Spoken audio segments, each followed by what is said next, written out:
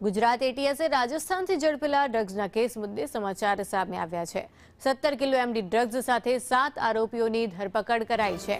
40 litre liquid mephedrone ડ્રગ્સનો જથ્થો પણ જપ્ત કરાયો છે।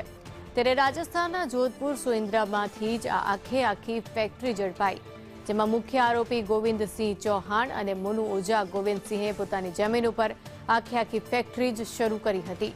1 મહિના પહેલા જ આ ફેક્ટરી શરૂ કરાઈ હતી। ત્યારે મોનુ ઓઝા ગંભીર ગુનાહિત ઇતિહાસ પણ ધરાવે છે।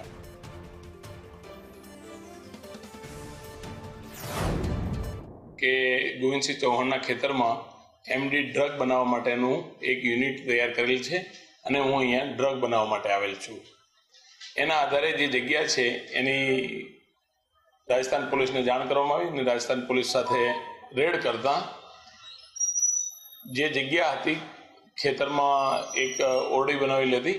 એ ઓરડીમાં જોતા કેટલુંક લિક્વિડ ને કેટલુંક હાર્ડ ફોર્મમાં અને એમડી ડ્રગ બનાવવા માટેની જે કંઈ ઇન્સ્ટ્રુમેન્ટની જરૂર હતી એ મળી આવતા રાજસ્થાન પોલીસ અને ગુજરાત એટીએસ તરફથી કાયદેસરની કાર્યવાહી